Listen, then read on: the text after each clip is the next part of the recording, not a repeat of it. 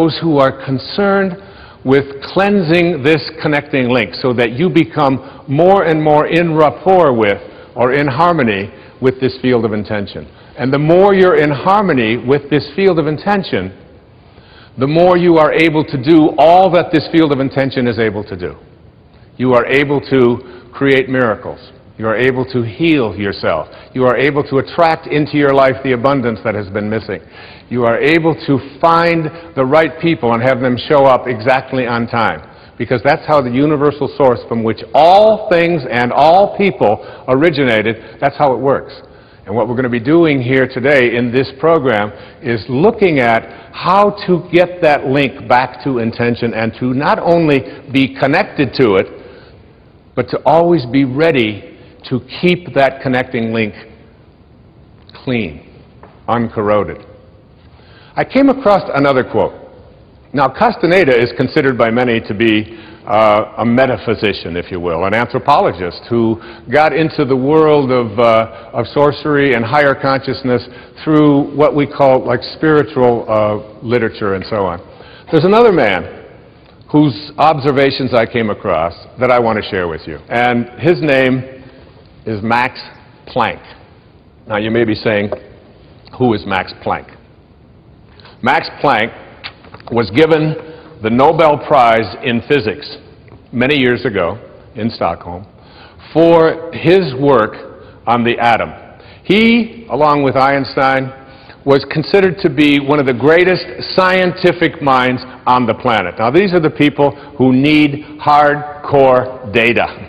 They don't want to hear about hocus pocus and sorcerers and connecting to intention and all of these kind of things. It has to be something they can measure, they can see. These are the people who are what we call operating out of the left brain. And that is not in any way a criticism. It's something that allows us to make great scientific explorations and advances, of course, as people. And the study of the atom is something that can be used not only to make atomic bombs, but it can also be used to power all of the needs that we have on the planet for energy if it were put into the proper context. So, here's what Max Planck had to say. As he accepted the Nobel Prize, these were his words. As a man who has devoted his whole life to the most clear-headed science, to the study of matter, I can tell you, as the result of my research about atoms, this much. There is no matter as such. All matter originates and exists only by virtue of a force which brings the particle of an atom to vibration and holds this most minute solar system of the atom together. We must assume, now listen to a greatest scientist on the planet, we must assume behind this force the existence of a conscious and intelligent mind. This mind is the matrix of all matter. Now, that is very, very powerful evidence. One of the things that really intrigues me is this idea,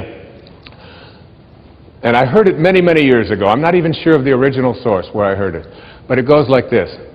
When you change the way you look at things, the things you look at change. Albert Einstein once observed that you have the most fundamental and major decision that you have to make in your life is this. Do I live in a friendly or a hostile universe? Which is it?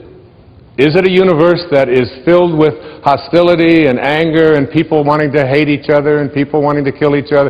Is that what you see? Because when you see the world that way, that's exactly what you will create for yourself in your life. This is from great scientific minds. And the interesting thing is that this is not just a clever play on words, that when you change the way you look at things, the things you look at change. It's actually a very scientific thing, and I'm going to show you that in just a moment. I'd like you to imagine the following scene. You're in your house. You've got your car keys in your hand. The lights go out. Power failure. You can't see a thing. You stumble around in your living room and you drop your keys.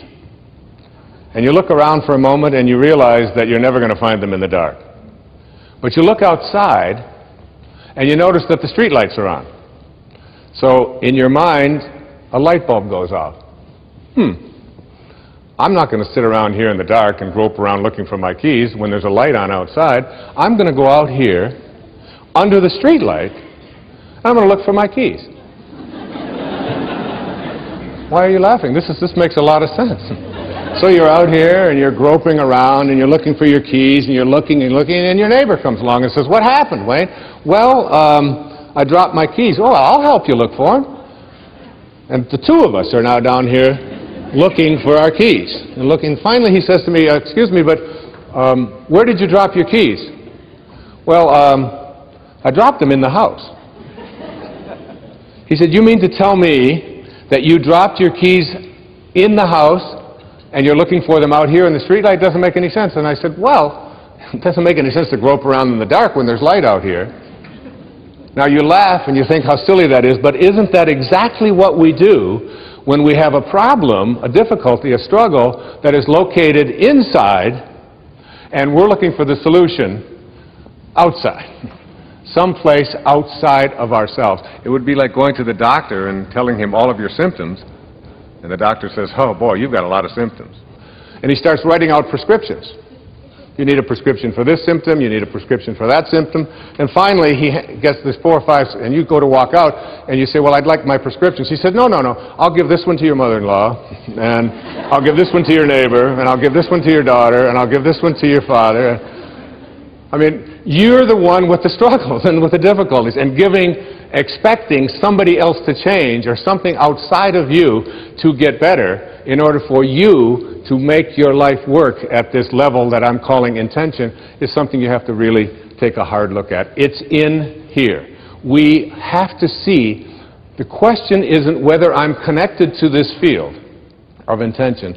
The question is, how ready am I to keep that connecting link absolutely corrosion-free? Now, I used to ask the question many years ago, from studying philosophy and teaching it for many years, who am I? Who am I? I'm pretty much at peace with that now. I really think that who I am is a piece of the divine source, disguised as an author and a father and a writer and someone who delivers these kinds of talks and so on. It's all a disguise. I remember when someone asked Mother Teresa, "What do you do every day in the streets of Calcutta?" She had a wonderful, profound answer. She said, "Every day I see Jesus Christ in all of his distressing disguises. I see the unfolding of Source, the unfolding of God, the unfolding of Spirit in all that I encounter.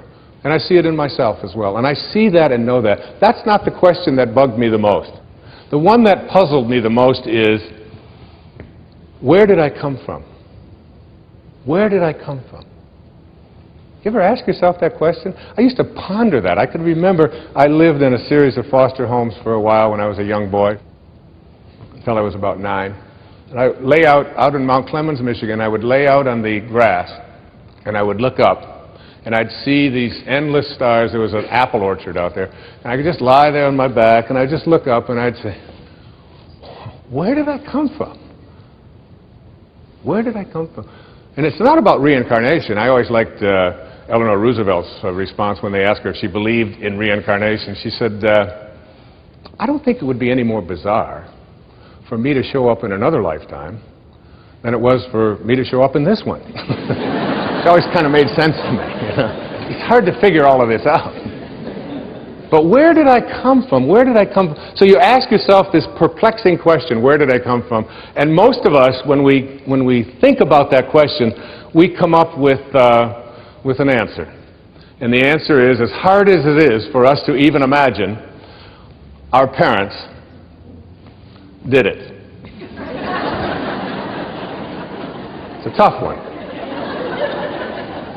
But in one blissful moment, one drop of human protoplasm in some mysterious way